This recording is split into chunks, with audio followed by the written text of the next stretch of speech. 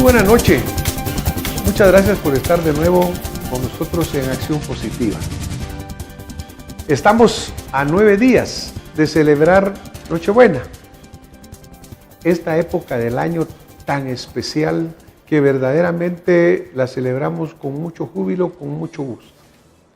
Una época en la cual tenemos esa oportunidad de compartir aún más con nuestros semejantes, con nuestros hermanos tan queridos en Guatemala y en realidad en todo el mundo, todo lo que son la belleza de estas tradiciones de la época. Una época en la cual tenemos esa oportunidad de sacar lo mejor de nosotros mismos, de pensar en cómo podemos servir más a nuestros semejantes. También una época de reflexión, porque cuando se acerca al final del año, tenemos esa oportunidad de ver lo que pasó durante todo el año, analizar en qué momento estamos y a partir de ahí ver hacia dónde nosotros queremos ir. ¿Qué mejor que hacerlo gozando de tantas cosas hermosas que se dan en esta época en particular? Es la época de las posadas, es la época de los convivios, es la época en la cual nosotros sacamos lo mejor de nosotros mismos para compartirlo y darlo a los demás. Una época de regalos. Pero aquí es importante que tengamos muy claro que el mejor regalo no es el más costoso, no es el más grande ni el más lujoso. El mejor regalo que nosotros podemos hacer siempre es dar nuestro cariño y nuestra amistad sincera a nuestra familia, a nuestros amigos, a nuestros semejantes. Hoy queremos compartir y hablar de las tradiciones guatemaltecas para esta época.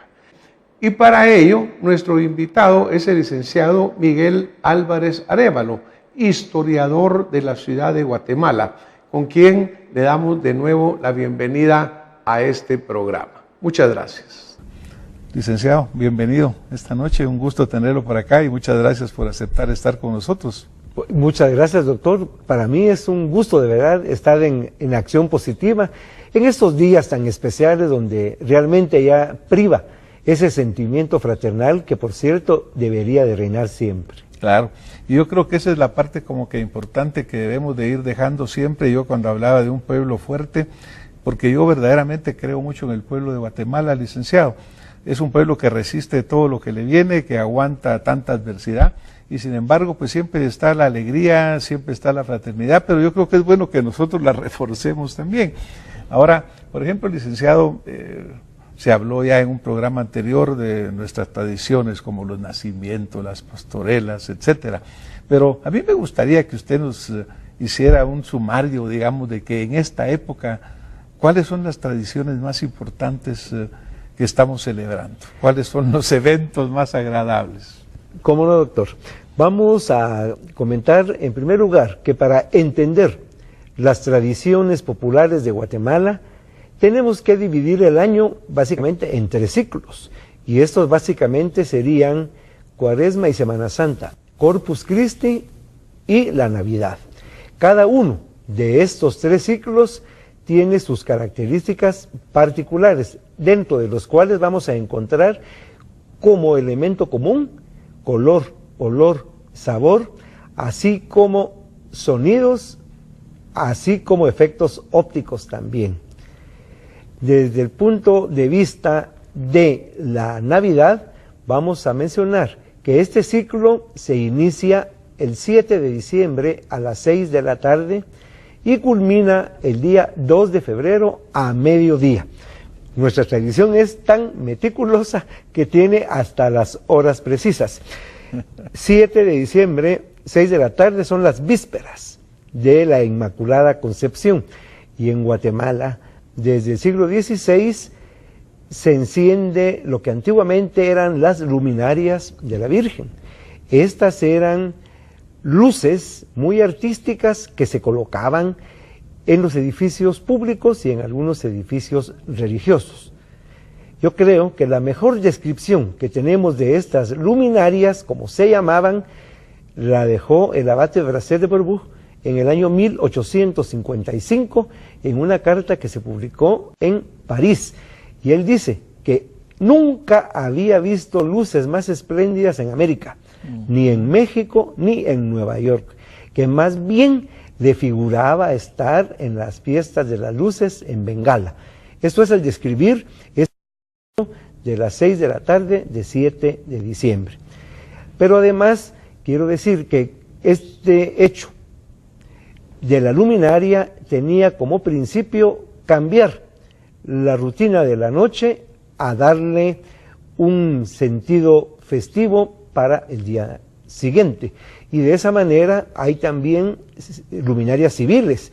Por ejemplo, el Acta de Independencia, en su último artículo dice, se mandan 3 días de iluminación. Por su parte, el decreto de fundación de la República de Guatemala de marzo de 1847 nos indica también 3 días de iluminación. Lo que sucede, que después de la Revolución Liberal hay una serie de cambios en la vida política, religiosa y cultural del país.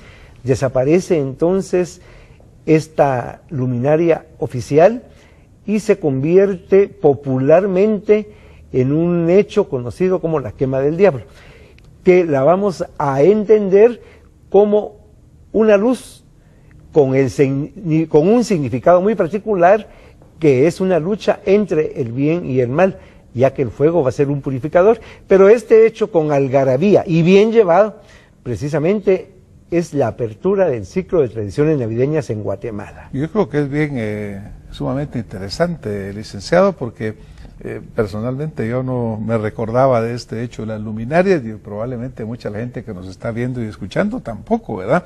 Pero qué interesante que usted nos lo traiga a la memoria, pues ese paso, diría, o ese paso hacia lo que es la quema del diablo, que ahora usted mencionó algo también interesante, que con sus limitaciones y con sus cambios, porque ahora pues hay mucha respuesta o mucho, no ataque, pero presión en el sentido de evitar pues toda contaminación. Pero qué interesante que la luminaria vuelve y se convierte, digamos, la quema del diablo. Hasta había quien lo mencionaba que era una parte sanitaria también, porque en aquellas épocas que la medicina era menos desarrollada, por ejemplo, se quemaban colchones, se quemaban cosas que pudieran tener contaminación.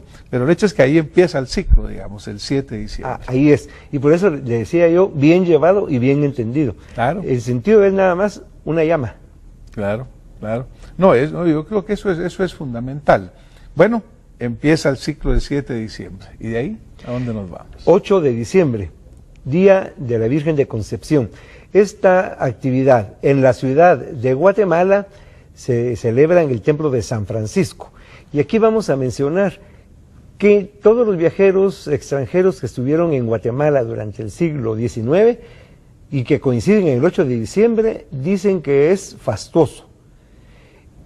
Y sobre todo el acontecimiento del día, la procesión con la imagen de la Virgen, hecho que se sigue realizando actualmente y por cierto con muchísima concurrencia. La festividad de la Virgen de Concepción tiene raíces muy profundas, porque la primera ermita que se construyó en Guatemala en 1524 se llama Concepción la Conquistadora.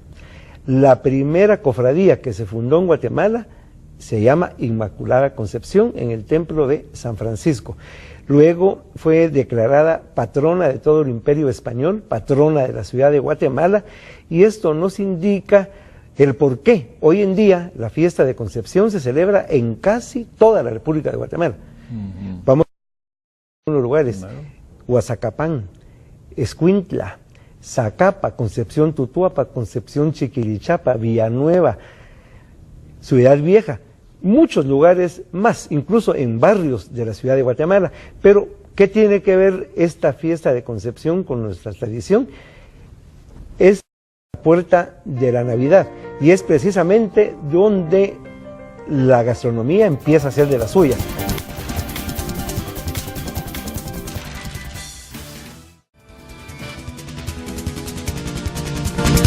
Bueno, bienvenidos al siguiente segmento de esta noche. estamos hablando interesantemente con el licenciado Miguel Álvarez Arévalo sobre pues, las hermosas tradiciones de la época acá en Guatemala. Y cerramos el segmento anterior cuando el licenciado empezaba a hablar sobre esa tradición culinaria, salió el nombre de los buñuelos y empieza pues a abrir ese apetito que, como él bien mencionaba, va de olores, va de colores. Licenciado, sigamos platicando del 8 de diciembre y todas esas hermosas tradiciones. Bueno, pues entonces, como parte de esas tradiciones tan espléndidas de Guatemala, el gusto recibe gusto. Y es así como aparecen los buñuelos, el batido y los ponches. Pero también van en relación las artesanías de algunos lugares de nuestro país. Por ejemplo, para tomar el batido se utilizan las jícaras de morro que vienen de Rabinal. También vienen de otros de la Baja Verapaz. Además de el buñuelo, el batido y el ponche, aparecen los chuchitos, los barquillos, los chiqueadores, porque todo va abriendo ya un sentido fraterno en relación a unirse en familia, en amigos, al acabo de la novena. De compartir todo. Exactamente, porque están las novenas a la Virgen de Concepción, la Virgen de Guadalupe, la quema de los toritos, los castillos, los juegos de cañas, es decir, todas esas luces fantásticas de pólvora forman parte de ese ambiente.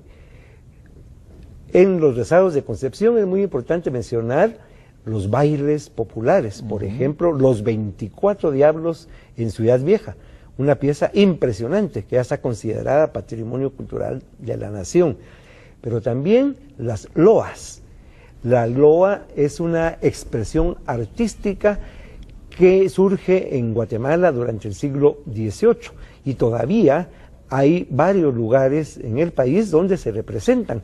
Lo más importante y curioso es que cuando se está poniendo en escena la loa, los artistas son extraordinarios, pero nunca han pasado por una academia de arte dramático. Es espontáneo, ¿verdad? Espontáneo, se aprenden los diálogos que son muy difíciles, muy largos. ¿Y cuál es el diálogo en la loa? ¿Sucede alrededor de la época navideña o cuál sería el tema que se trata? La loa es una pieza teatral corta, de unos 10 a 15 minutos, escrita en décimas, con rimas muy populares.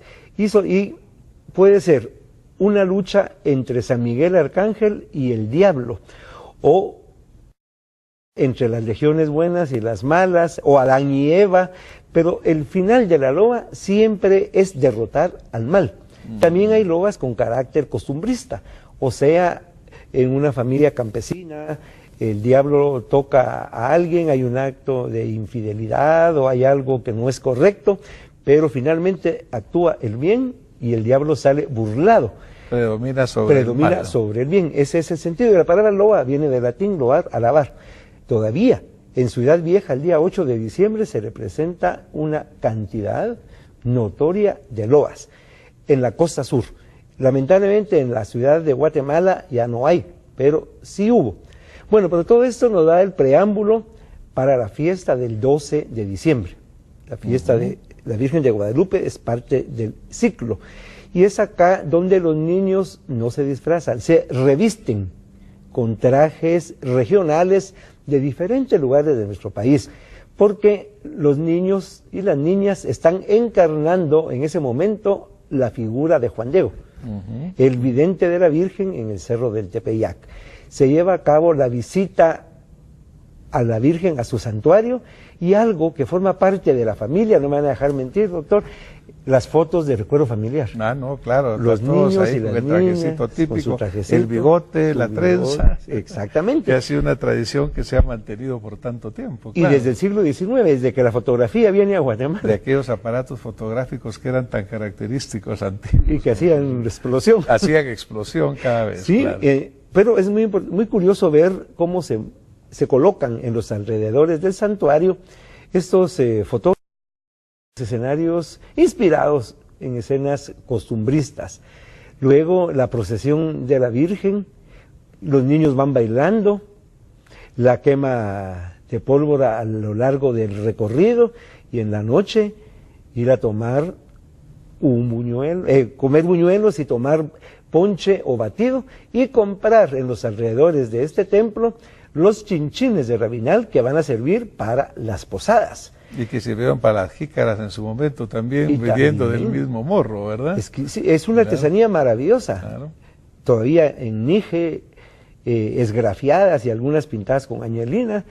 Y todo esto es parte precisamente de nuestra cultura que debemos de valorizar, porque ahora hay cuestiones industrializadas muy fáciles de comprar, pero estas son parte de esa herencia que hemos tenido y creo que debemos de apoyar a nuestra cultura porque de esa manera estamos coadyuvando a la conservación o a conseguir precisamente una identidad nacional que muy bien nos hace falta precisamente el fortalecimiento de todos estos valores. Ahora, por ejemplo, licenciado, digamos, cuando hablábamos de las luminarias, cuando hablábamos pues, de loas, hay un poco de pérdida de esa tradición, porque usted mencionaba que actualmente sobre todo se realizan en Ciudad Vieja, en algunos lugares de la costa sur, pero ya yo diría que la inmensa mayoría de la gente ya no conoce las loas, por ejemplo.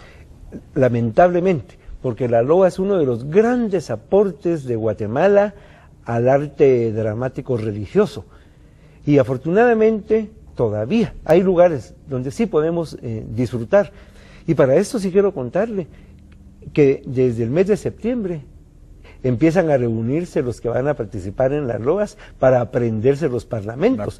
Y como lo dije hace un momento, son largos. Claro, 15 minutos, practicar su tema, etcétera, ¿no? Pero sí, yo le mencionaba esto por el hecho de que todo lo que hemos estado aprendiendo hoy de aquí con usted, o refrescando el conocimiento, pues es una tradición tan valiosa que es importante mantener, ¿verdad? Ya vimos a partir del 7, el 8, el 12, y ahora, ¿qué pasa? Las posadas. Que este es un gran aporte de Guatemala al mundo iberoamericano. Aunque en su origen las posadas pueden surgir en la España renacentista con el nombre de jornadillas, eran en los conventos y con la imagen del Niño Jesús.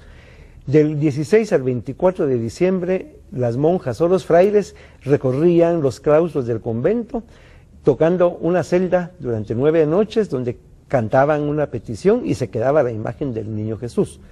Pero en Guatemala es el hermano Pedro de San José de Betancourt quien toma la figura de San José y de la Virgen, los viste como peregrinos, se van a las calles de la ciudad acompañado de niños que llevan faroles y aquí surge una interculturalidad maravillosa, porque vamos a tener instrumentos de origen europeo, prehispánicos y africanos, diferentes clases sociales y edades, y es así como surge la posada para meditar la llegada de San José y la Virgen de Nazaret a Belén.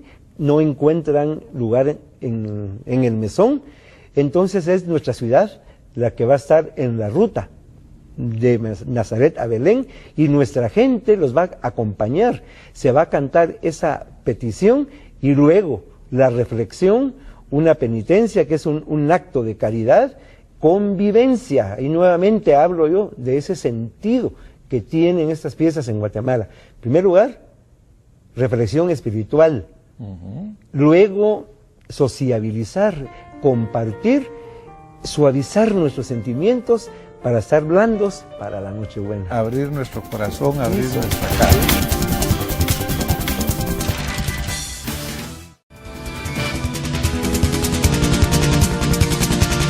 Bueno, estamos de vuelta en este último segmento de Acción Positiva y vamos a continuar hablando con el licenciado Miguel Álvarez, y estábamos en el punto de la posada, esa hermosa tradición en la cual abrimos nuestro hogar, abrimos nuestra casa, siguiendo pues la tradición del nacimiento de Cristo, su camino hacia Belén. Licenciado, nos estábamos comentando de que pues Guatemala verdaderamente es un punto importante en el cambio y desarrollo de la posada. Así es, Guatemala es realmente el que le da la forma que tiene, y para eso tenemos evidencia histórica. En primer lugar, el propio testamento del hermano Pedro, que murió en 1667, día antes de su muerte, pide que no se pierda la costumbre de llevar a José y a María por las calles de la ciudad en las vísperas de la Nochebuena. El primer biógrafo del hermano Pedro, Fray Gonzalo García de la Concepción, que escribió en Sevilla en 1723, nos describe en las vísperas de la Nochebuena, el hermano Pedro se dejaba acompañar de niños y de todas las edades, acompañando a las imágenes de San José y la Virgen vestidos de peregrinos, buscando un alojamiento. Entonces, esa es la descripción de lo que es una posada hoy en día. Mientras que en el virreinato de la Nueva España, México, los antecedentes de las posadas van a ser los aguinaldos y algunas especies de pastorelas en Acolman, siglo XVI, pero no es el hecho de la posada. Esta llegará a México con los belemitas. Los belemitas es la orden que fundó el hermano Pedro, y esta orden salió de Guatemala, se fue al Perú, se fue al Caribe, fue a México. Y en México su convento está muy cerca del Palacio de las Bellas Artes, sobre la avenida Tacuba. Lo que quiero decir es de que la posada llega a México junto con la obra de caridad cristiana de los belemitas. Y van a aparecer las descripciones de la posada hasta finales de la época del virreinato, mientras que en Guatemala la tenemos desde la época del hermano Pedro. Bueno, qué bueno que logremos esto, ¿verdad? Sí. Que verdaderamente salga una tradición de acá hacia otros lugares. Sí, y que se mantiene. Y que incrementa. Y en La Habana, Cuba, se está restaurando actualmente la iglesia de Belén, fundada por gente que salió de Guatemala. Y en la fachada se encuentra el nacimiento con el hermano Pedro, muy similar al que tenemos en la antigua Guatemala. Bueno, entonces la posada es todo un hecho de familiarizar, de compartir, pero sobre todo tener un momento de entrega a lo espiritual. Pero después de la posada, que termina en el 24, por cierto, ponchito todas las noches. El 24 es la más alegre porque ya va hacia una iglesia o hacia el dueño o el organizador de la posada. Y ahí, ya en la casa, fuera de recibir la posada, ya sentimos el olor a los tamales negros y colorados, el chocolate, toda la algarabía que hay, y hay olor a manzanilla, a pino. Y esto nos lleva a un lugar muy especial de la casa, donde está el nacimiento.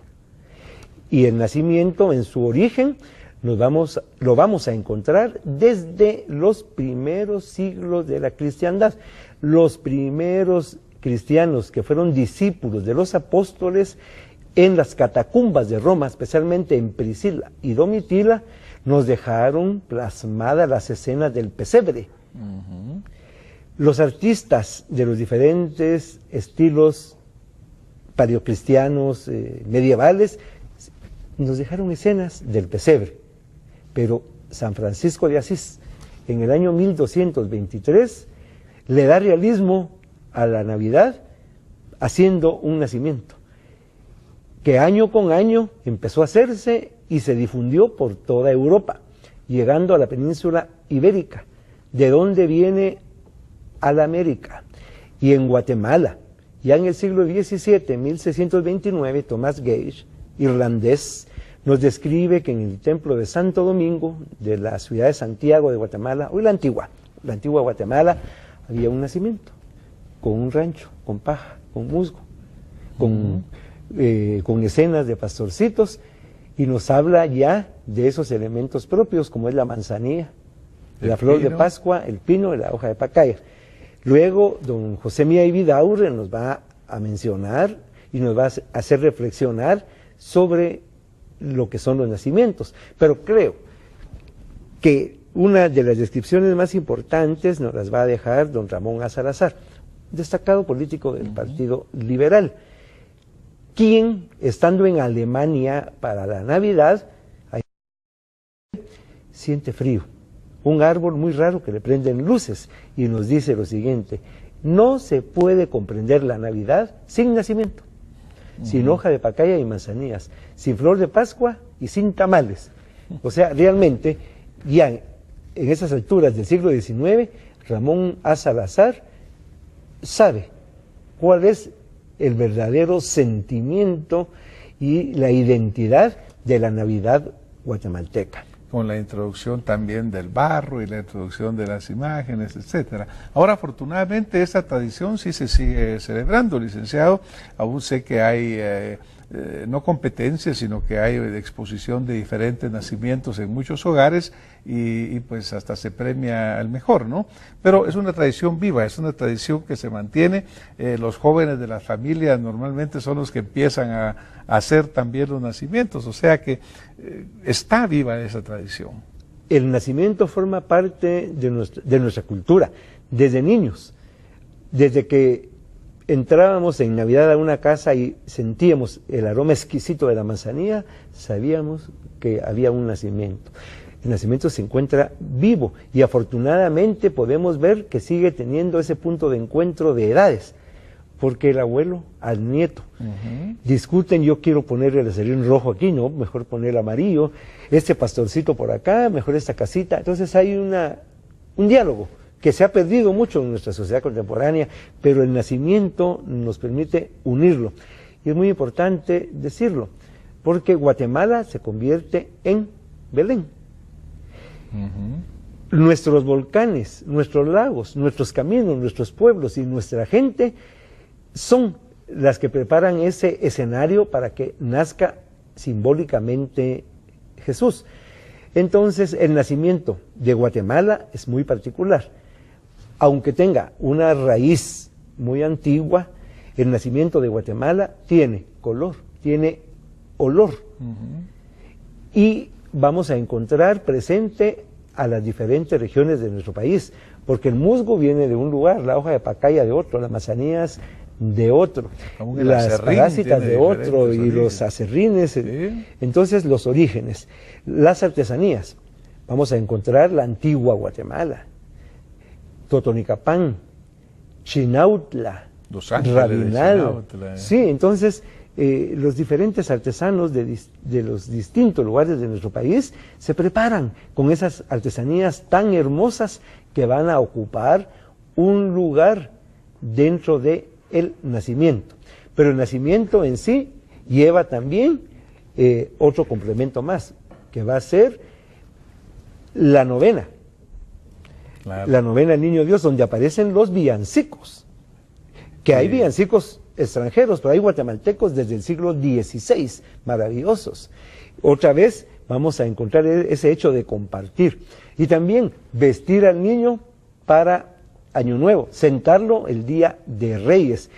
Y así, a lo largo de enero, se van repitiendo las novenas con ponchitos, el tamal negro, el tamal colorado, que básicamente son del 24 y del 31. Pero recordemos algo, hasta las 12 del día 2 de febrero, llamado Día de Candelaria, decían las viejitas, y a la porra, pastores, que la Pascua se acabó. Y realmente se acababa todo, y pocos días después cambia el ambiente, porque dejamos la manzanilla por el corozo. Pues mire, licenciado, verdaderamente, desafortunadamente, la Pascua se acabó y el tiempo también aquí se nos acaba a nosotros. Yo quiero agradecerle al licenciado Miguel Álvarez el haber compartido pues tanto conocimiento con nuestra audiencia, con ustedes, con nosotros acá. Este es un día muy especial porque es el día en el cual no solamente les vamos a agradecer que nos hayan acompañado todo el año, sino que queremos llevar de parte de todo el equipo que hace posible este programa de Acción Positiva, quiero llevarle a todos los guatemaltecos, independiente de su visión en sí, nuestro mejor deseo por una fiesta en la cual haya mucha paz, mucha participación, en la cual haya mucha fraternidad. De veras que la pasen ustedes muy bien en unión de sus familias, que la pasen tranquilos, que hayan los regalos, que lleguen alegría a los rostros de los niños, de los adultos, pero que el regalo más importante sea ese amor que compartimos, ese amor a Guatemala, ese amor y respeto hacia nuestras tradiciones. Licenciado, muchísimas gracias a usted por haber estado con nosotros y desde ya una muy feliz Navidad para usted y su familia. Igualmente, y un saludo para todos. Muchas gracias, muy buenas noches y nos vemos pues el próximo domingo con más Acción Positiva.